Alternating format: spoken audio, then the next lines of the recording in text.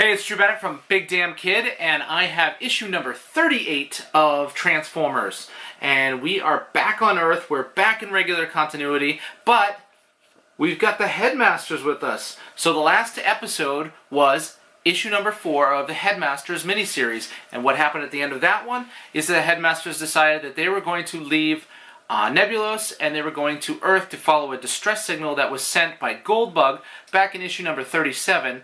Goldbug sent that distress call to any Autobots in the, actually sending it to Cybertron, but it got intercepted in Nebulos by both the Decepticons and the Autobots.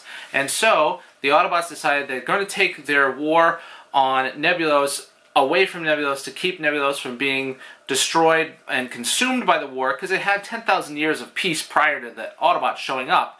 And so to save them from that, the Autobot Headmasters took off and hopes that the Decepticons would follow them, and they would go to Earth. So, once again, bringing another faction of the Autobot War to Earth, the Autobot-Decepticon War, the Transformers War, to Earth. And so, the issue is titled Trial by Fire, okay, and it features here, we're on the ship that the Headmasters are on, and we see that Fortress Maximus is undergoing a major renovation and overhaul, whatever. He's actually being made even larger. Okay, so we see him being overseen by Galen. Galen, who is the Nebulos leader, who is also the leader of the Headmasters, and he's the head of Fortress Maximus. At least he was the head of Fortress Maximus. We'll see what happens now. Where Brainstorm is rebuilding Fortress Maximus, making him larger, increasing his power, and doing a whole bunch of things to Fortress Maximus to really enhance him.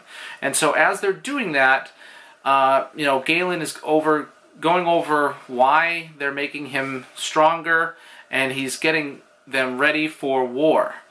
And that is something that, Galen's saying he has no choice but to continue war.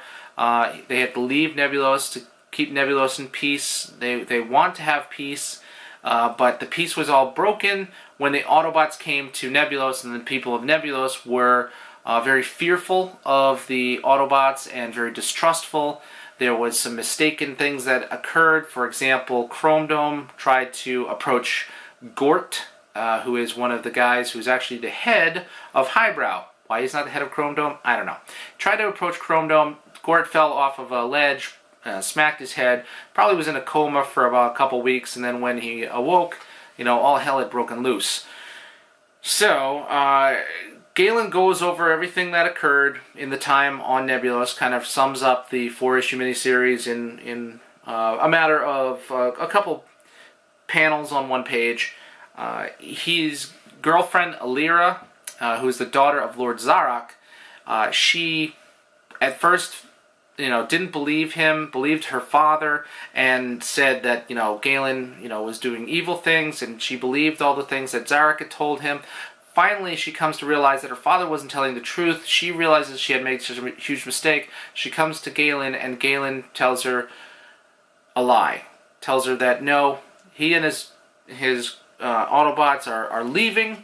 They're leaving Nebulos because everything her father had said about him was true.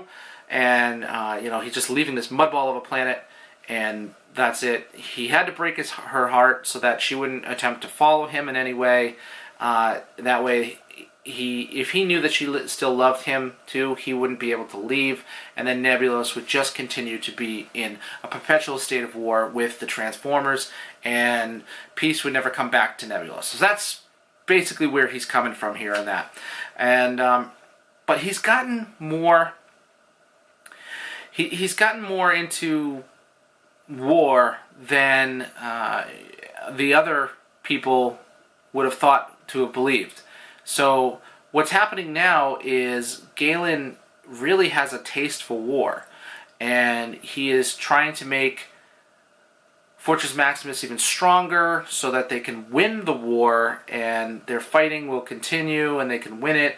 And it's funny because the characters of Gort and Duros here are saying, I thought you were a man of peace, and Duros believes, the same thing. And, the more and more Galen starts talking, he is more into war. And, Duros said, all these years I've served as head of the council guards, I never heard you talk like this. He said, I binary binded to Hardhead to help ensure the security of Nebulos. And Galen says, the fight has found us, Duros. My friend, nothing you or I can say can change that. And he said that's why Brainstorm is doubling the size and quadrupling the fighting potential of Fortress Maximus. Well, we must use every advantage to our disposal to defeat Zarak and the Decepticons. So that's it. He's going to use everything he can to defeat the Decepticons. And now Fortress Maximus is truly Fortress Maximus. He is huge. He turns into a battle station, and he has a smaller robot that becomes his head. And that smaller robot's head becomes Galen. And Galen is now the head of Cerebros. Cerebros is a new Autobot, and apparently they don't need the matrix of creation, the creation matrix at all. They could just create Autobots at whim. So whether or not he is really autonomous or he's really controlled by Galen, remains to be seen. So is he actually a full functioning Autobot, or is he just a robot that Galen controls? And is Galen actually binary binded to Cerebros, or is he binary binded to Fortress Maximus? And did I mention that binary binded's the first time they mention that is in this issue? They never say it throughout all of the Headmasters. They say that they were bioengineered so that they can radio connect, but they've actually been binary binded to the robots. And so, Galen puts on his helmet, he converts to the head of Cerebros, and he says he can sense the newly enhanced power of Fortress Maximus, awesome and terrible power enough to destroy the Decepticons when we reach our destination, the planet Earth. So he's starting to get a little bit power hungry, in my opinion. That may or may not be the case, but he seems to be getting more power hungry the more he's working with Fortress Maximus, making him stronger and such. So they're heading to Earth. Back on Earth, we catch up with Sparkplug Witwicky, and it looks like the Decepticons did quite a number on his garage and his home. And we see a car pull up, and out hops a kid who has blonde hair. He looks very much like Buster, but he's not Buster. He's a little bit older. He is Buster's brother, Spike. And Spike goes past the police line, and he goes in search of his father. He starts digging through the rubble to find his father. And he doesn't have to search too long, because there is Sparkplug Witwicky. He's a tough old bird. He is, what the Decepticons did to him, that's not going to kill him. He was caught under the rubble for a couple days, or a day or so, and he was pulled out. And he tells Spike, he brings him up to speed as to what's happening there. Buster's off with the Autobots, trying to find the rest of the good Autobots. And Sparkplug seems a bit... it's not a big deal. Buster's fine. He's okay. He's off looking for the Autobots. He hasn't heard from him in a day or two. But, that must be fine. My teenage son who's in high school is just, gone off to play with these giant robots after these other giant robots trashed my house. But don't worry about it. He says, is Buster in some kind of trouble? Spike asks. And his father says, nah. In fact, he went up to the volcano, Mount St. Hilary, that the cave you used to hike to when you were a Boy Scout. Well, they used to hike to this cave when they were a Boy Scout, and that cave is the one that houses the Ark, and none of them ever saw the Ark when they were Boy Scouts? Huh? What? Okay. Sure. So Spike decides he's going to go up and see what's going on with Buster. And he finds his way into the cave, and when he gets into the cave, he finds a toy car. And he's like, this could be Buster's. No, it's not Buster's. He's too old to play with toys, and he throws it on the ground. Well, we know from previous issues that is actually Goldbug. Goldbug, that toy car is Goldbug. It was crushed by Ratbat in the last issue. And so Goldbug, that's whatever's left there in that toy car. Meanwhile, above the Earth, the Autobots and their ship have arrived. They're in orbit. They look out at the Earth, and Gort wonders on how beautiful it is. It's beautiful as if like Nebulos. And Galen again is like, we come to Earth to answer the Autobot distress call. Not admire its pretty colors, Gort. You know, he's on task. That's it. And so they scan, and when they scan, they look and they see a city, and they see people, and they say that the world is teeming with intelligent life, and they're not unlike themselves in origin, in appearance. And Duros says, dare we risk landing here? What if Zarak and his Decepticons should attack us while we're among the Earthens? That Earthens bugs me, because it's Earthlings or humans or whatever, but Earthens. And nobody corrects them. Throughout the whole thing, nobody corrects them, which kind of bugs me. And Galen says, our only concern is the distress call. And so, you know, doesn't care about the welfare of those beings. Which, that's not the Galen from the Headmasters. This guy, he's been so broken by everyone turning against him, and now he has to become a warrior, and that's never what he was. He's just become so beat down and broken from that all he cares about is completing this mission and getting this fighting over with. So we get Arcana and Stylor, a couple of their Headmaster Nebulans, and they actually get Stylor right. You know, they don't have Stylor he has dark hair and Gort has the yellow hair, or blonde hair, and that was something that they got wrong in the previous issues. So they found they triangulate exactly where the distress call comes from. We're going to decide all of the Headmasters combine and transform, and the Headmasters are the ones who are going to go down and check out that distress signal for now. So the 5 Autobot Headmasters are going to travel down to Earth and check that out. Meanwhile, the Target Masters, the the Technobots, and Repugnus and those guys, they're all gonna stay up on the ship. I don't remember exactly how many there are, but it seems to be Repugnus, Grotesque, Double Cross, the 6 Target Masters, the 5 Technobots. That seems to be about who would be on the ship. Now they can always pop people in later because we never really saw everyone who was on that ship who came out from Cybertron, but that's pretty much everybody we saw in the Headmasters miniseries. So let's get down to Earth. Down on Earth, Spike, see they look alike. Spike has found his way into the cave, and he's exploring the cave, and as he goes through and he looks at the cave, the Headmasters arrive, the Autobot Headmasters, and Spike, he goes and he hides, seeing them come in. And as they come in, Brainstorm saying that, the triangulator has pointed them into this transceiver, the source of the signal. So he plays the signal distress call right here from Goldbug. So he decides to play that right there, pushes that button, and talks about that. Fortress Maximus says, that's the distress call, but where's this Goldbug? And it's Chromedome who says, do you hear something? It's a radio signal, it's very faint. It says, look on the ground. And they look down, and they pick up the little tiny toy car, and the toy car is actually Goldbug, and he's sending them messages through the radio signal until Chromedome interfaces with him, so with his circuitry, so that he can project what he saw. And what he saw here was Ratbat attacking him, and Ratbat taking Buster and taking off. So he shows them, what happens there. He also says that there had been dozens of Autobots that were recently headquartered here. He doesn't know where they went, because, as you know, Goldbug was captured by Rat and held in the III detention center until Walter Barnett. He saved them, brought them to the Ark. Well, he was bringing them to the Ark. He was actually bringing them to Buster to bring them to the Ark, to the Autobots. In the meantime, while they were doing all this, Grimlock ordered the Ark to be, take off and leave Earth, also in pursuit of Blaster, because Blaster had disobeyed Grimlock's orders. So, bring it back up to speed as to what was going on there.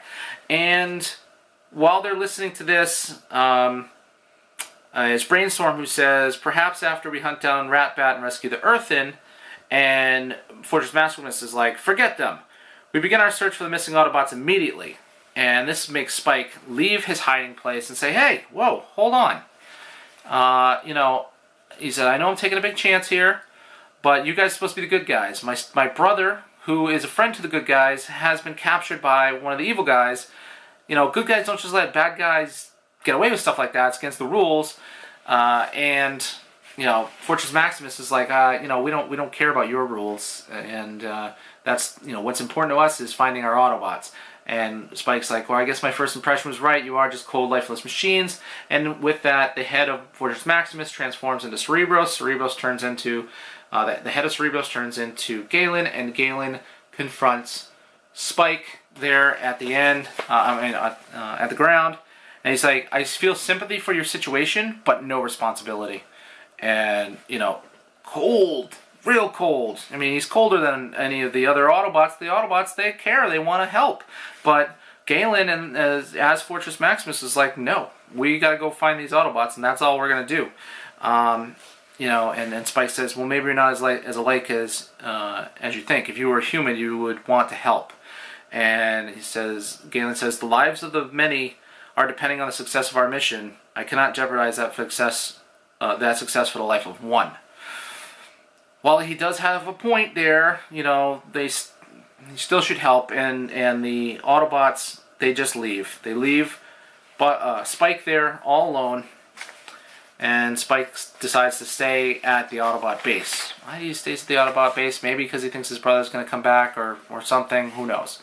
Meanwhile, back out in space, we get the Decepticons. They've just warped from Nebulos to Earth, and now they're at Earth. They're looking over at Earth, and Lord Zarak's like, that fly speck, that mudball is Earth. He doesn't care. He thinks it's just, you know, a nothing planet. And so he and the Decepticon headmasters head down to Earth, and Spike is there, and he's sleeping in the cave, and he hears a noise, and as he hears this noise, we get the silhouette of Scorponok comes through, and Spike recognizes, you know, these guys look even worse than the Autobots. I'm getting the heck out of here. I'm going to go hide. So he goes and hides, and sure enough, he's right. It is the evil Decepticons. They are evil. They're looking for all of the Autobots that they can find here, and they're going to conquer this planet and such.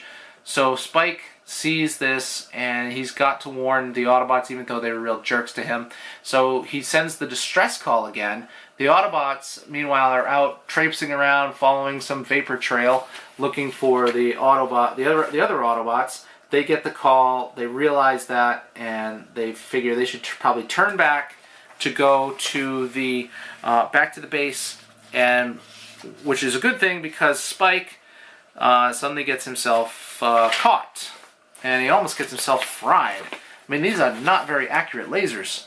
Yeah, they shoot him on both. They shoot in both sides, and they almost fry him. But instead, you know, Spike kind of tries to talk his way out of it a bit, but Scorponok's about to, you know, kill him.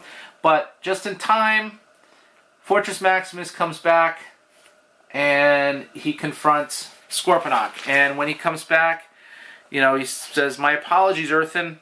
I am responsible for the Decepticons coming to your world, but I never considered the consequences, the dangers to the inhabitants of Earth." You never considered this? Hi, you left Nebulos for this very reason. For this very reason. That the presence there, they took their presence away from Nebulos for the very same reason that it wouldn't jeopardize the lives of people on their planet. But then they come to another planet, and he's like, I have no responsibility to this planet. You know, don't figure that it's going to jeopardize anybody's life on this planet. Seriously. Okay, it took him a while to figure that out. Galen was quite a jerk throughout this whole issue. So the Decepticons start attacking, and even though Fortress Maximus now is double the size of who he was before, you know, they start attacking, even though they're pretty well outgunned. Even though there are 6 Decepticon headmasters and there are 5 Autobot headmasters, they start fighting, and you know, nothing is getting through to Fortress Maximus. They're attacking him. They're not even making a dent. You know, Spike figures, you know, this big fight is going on. I better get out of here. You know, I don't want to be hanging around when everything's overwards. But he says, you know, the Autobots look like they're winning, but I don't want to hang around here. So he goes and he's going to hide until the fight is over. And he drops his blanket that he was sleeping on, his sleeping blanket, and he runs down into a cave. Scorponok is looking for an advantage in the fight. He sees that Spike is taken off. He sees Spike's blanket and follows down through the cave that he goes into. Fortress Maximus sees that Scorponok is leaving the battle. Meanwhile, Spike continues to get lower and lower into the volcano, and behind him, there's Scorponok, and Scorponok transforms, and he is going to, he's going to attack Spike, and Spike runs off through places where there's lava. He and Zarak have, words together, and they're arguing as Spike runs away. Lord Zarak basically saying, you lied to us when you claimed you knew nothing about the Autobots, and you called the Autobots for help, so you've been toying with me, and now I'm going to toy with you. And Fortress Maximus comes in, but he can't get in further because he's too big. And so Spike starts running away further. Fortress Maximus does shoot at Scorponok, but he can't get any further through the passage, so he transforms into Cerebros. Cerebros can get closer, but meanwhile, Spike has gone out into this rocky bridge over the lava, and Scorponok is coming onto the bridge as well, but the bridge can't support him, so he discharges Lord Zarak. Lord Zarak starts chasing after him to fight him, and Spike is trapped by Lord Zarak. So Cerebros takes off his head, which is Galen. So he takes off Galen, and he whips the head over across the divide. Galen transforms, and as he transforms, he tackles Lord Zarak. He and Lord Zarak fight. They fight and fight, and Zarak radios to Scorponok to fire on the ceiling above. He hits the ceiling, causes a rockfall. Galen tumbles off of Zarak and dives over to Spike and saves him, but in the meantime gets crushed by the boulders. As he gets crushed by the boulders, he says to Spike, you sacrificed yourself after abandoning me earlier, why? And Galen says, I realized allowing one innocent Earthen to die because of our arrival would violate all we stand for. I could not let that happen. And he says, save yourself, Spike. And Spike says, but what about you? And he says, take my helmet. So, Galen, come on there. Galen says, take my helmet so that my death will not be in vain. Okay, so Scorponok has returned to the fight. So, while this went on, I guess Zarak got away, got back onto as part of Scorponok, and went back up to the fight to attack the Autobots now that they were 6 on 4, and they didn't have Fortress Maximus with them, so they started attacking the Autobots, and they had the advantage. But they didn't have the advantage for long, because Fortress Maximus then appears, and he says, I prefer to stand and fight, and we see that Fortress Maximus is now being controlled by someone new. It's Spike in Galen's helmet, and he routs all of the Decepticons. They leave, they retreat. The Autobots then retreat out of the cave. An eruption occurs in the volcano, which basically makes any possibility of recovery of Galen an impossibility. They say, that is a farewell truly worthy of our lost leader. And Highbrow says that. And then Hardhead says, agreed, Highbrow. And perhaps a fitting welcome to our new one. And Spike realizes that they want him now to be their new leader, and the leader who is going to be the head of Cerebros, and therefore the head of Fortress Maximus. So that is how we end issue number 38 of the Transformers. Spike has been introduced. Spike is now involved in the war, very much so, even more than Buster, because he is potentially going to become a headmaster and therefore binary binded to Fortress Maximus and become very much a part of the overall fight of the Transformers. And so, we're back in regular continuity, we're back in the regular issue, and we're going to, all the timelines and all the plot lines are all starting to come together. Where are the rest of the Autobots? What's happening out in space? We'll find out soon in future issues. Anyway, I hope you enjoyed this one. This is Drew Bennett from Big Damn Kid. You can find me on Instagram, Twitter, and Facebook as Big Damn Kid. You can also find me at BigDamnKid.com, where I do a complete write-up of every issue, including some of my opinions and such, some things that I may not have remembered to say during this issue or this episode. And hey, as always, thanks for watching.